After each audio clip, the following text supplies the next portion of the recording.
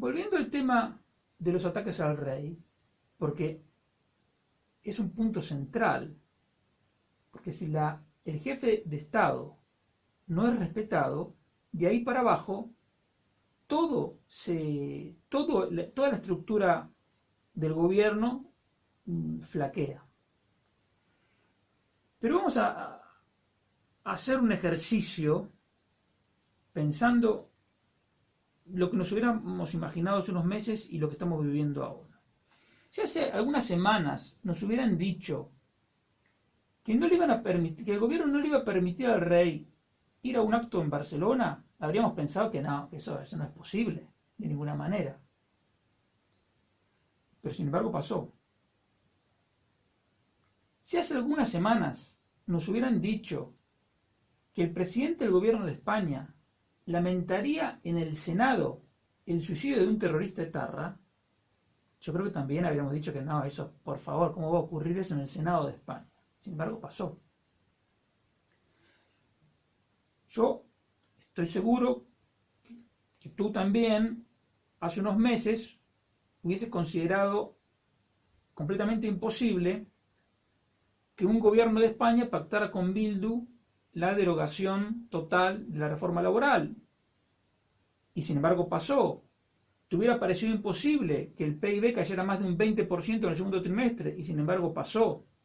Te hubiera parecido imposible que España tuviera un vicepresidente comunista o un ministro del gobierno que se reúna en Barajas con una jerarca del régimen bolivariano que tiene el ingreso a la Unión Europea prohibido. Y sin embargo, ambas cosas ocurrieron. Tenemos un vicepresidente comunista y hay un ministro que se reunió en Barajas con una jerarca del régimen bolivariano cuyo ingreso a la Unión Europea está prohibido.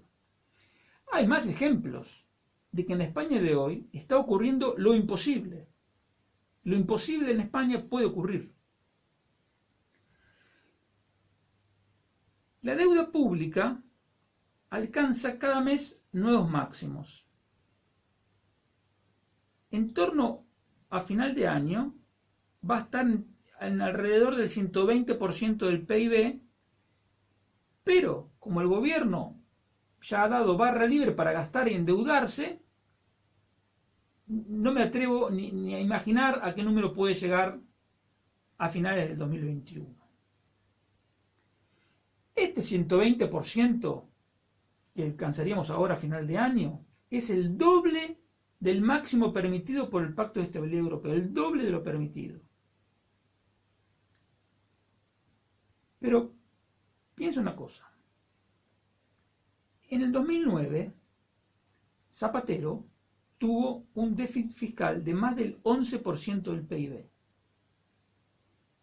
Reducir ese déficit hasta dejarlo en menos del 3% fue un esfuerzo que demandó 9 años. Y este año, 2020, el déficit va a ser del 12% del PIB o incluso más, por motivo de la barra libre. Y el año que viene puede que se reduzca un poco, pero tampoco mucho, porque, insisto, también habrá barra libre.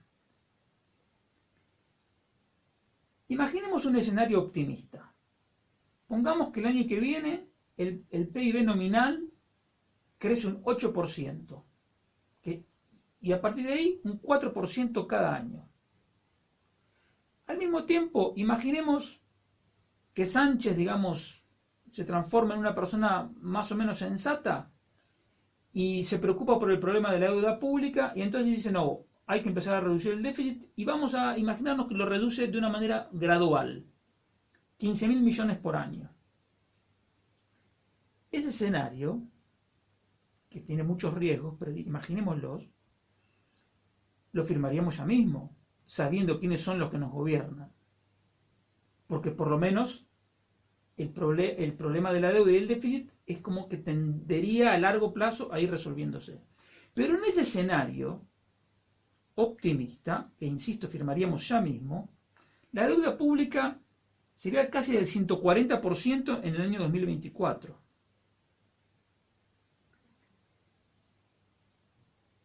Entonces, aún en un escenario optimista, aún con un gobierno que actúe con cierta seriedad, el futuro inmediato de la economía española es equivalente a estar caminando por una cornisa en la planta 40. Entonces, en ese punto es que se me ocurre pensar escenarios imposibles, entre comillas, porque estamos viendo que en la España de hoy ocurre lo imposible. Entonces, no es solo un ejercicio de divertimento, vamos a imaginar lo imposible, no. Vamos a imaginar lo imposible porque lo imposible puede pasar. ¿Y si el gobierno quisiera reducir el déficit fiscal solo sobre la base de nuevos impuestos? Bueno, entonces el crecimiento será menor, el paro más alto y la deuda pública más pesada. Y si el gobierno directamente no se preocupa por la reducción del déficit porque dice, total, ¿para qué me voy a preocupar si el Banco Central Europeo va a seguir comprando todos los bonos que yo emita? Es un supuesto muy fuerte, incluso judicialmente es impugnable, porque el Banco Central Europeo tiene prohibido financiar a los gobiernos. Entonces, cualquier cosa que supere esa barrera, esa frontera gris entre lo que es política monetaria y financiación a los gobiernos, sería contestada judicialmente por Alemania y cualquier otro país serio de la eurozona. En cualquier caso, si el gobierno español no se toma en serio el tema del déficit fiscal, estamos hablando de que la deuda pública como porcentaje del PIB, aún suponiendo que el PIB crezca, la deuda pública superaría tranquilamente el 150% del PIB.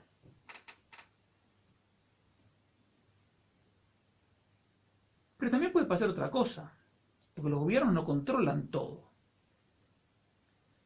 Puede pasar que si el gobierno no se toma en serio la reducción del déficit, en algún momento el mercado llegue a la conclusión de que la deuda pública española alcanzó una dinámica insostenible. Entonces, ¿qué pasa? Es como cuando uno va al banco y le dice, necesito que me renueves el crédito. Bueno, ¿y qué garantías tienes? No tengo ninguna garantía. Tengo todo embargado. ¿Qué va a hacer el banco? El banco no le va a dar nada. Ok. Entonces, si con la deuda pública se llega a esa situación, es decir, los mercados piensan que la dinámica es insostenible, ¿qué pasaría? Que solo sería posible refinanciar la deuda a tipos de interés prohibitivos, con lo que se transformaría en una profecía autocumplida, es decir, España dejaría de ser capaz de financiarse en el mercado. Entonces, en ese caso, los hombres de negro entrarían en escena, tomarían el control de la economía española y empezarían a hacer su trabajo. Entonces, ¿qué te imaginas que haría el gobierno y sobre todo el ala radical del gobierno sanchista-leninista? Pues con los hombres de negro en Madrid, digamos, reactualizarían toda la retórica de la austeridad, los recortes, la Europa de los mercados, la Europa egoísta, etcétera, etcétera. Y por supuesto, retomarían la propuesta de salir de la Unión Europea, volver a la peseta y devaluar. Y ahora llegamos a lo más imposible de todo. ¿Y si el ala antisistema del gobierno, bajo la excusa de un escudo social, estuviera alimentando el incremento de la deuda pública con la esperanza de que salga de control? Entonces en este punto dicen, no, ¿cómo va? Seguro que estás pensando, no, esto es imposible. ¿Cómo va el gobierno, una parte del gobierno va a estar intentando que la deuda pública se salga de control? Bueno, mira, apunta lo que te voy a decir. Apunta esto. Pablo Iglesias, Ateneo de Madrid, 2014. Pablo Iglesias, Ateneo de Madrid, 2014. Teclea eso en YouTube y te va a aparecer un videito. Y en ese videito, en el minuto 2:36, durante un minuto, el hoy vicepresidente resume su programa en 7 puntos. Es un programa liberticida y radical que incluye salir del euro, devaluar, nacionalizar la banca, nacionalizar los sectores que él considera estratégicos, es decir, el transporte, la electricidad, etc., considerar delito de traición a la patria, girar dinero al exterior. Bueno, es algo, creación de una banca pública, todo lo que te imagines y más está ahí. La realidad es que ese programa delirante es el programa para el cual hoy trabaja al menos una parte del gobierno de España.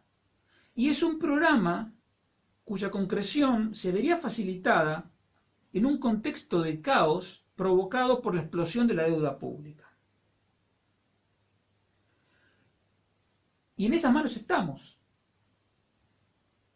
La mejor imagen que se me ocurre de esto es que el gobierno está haciendo malabares con antorchas en medio de una refinería de petróleo.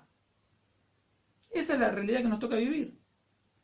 Pero ni en esas circunstancias, ni en estas terribles circunstancias, la oposición ha sido capaz de ponerse de acuerdo en un candidato de consenso para intentar que la moción de censura que presentó Vox tenga alguna posibilidad de éxito. Puedes pensar y consolarte e irte a dormir tranquilo, consolándote que no, bueno, todo esto que dice Barceló es una exageración, esto no puede pasar.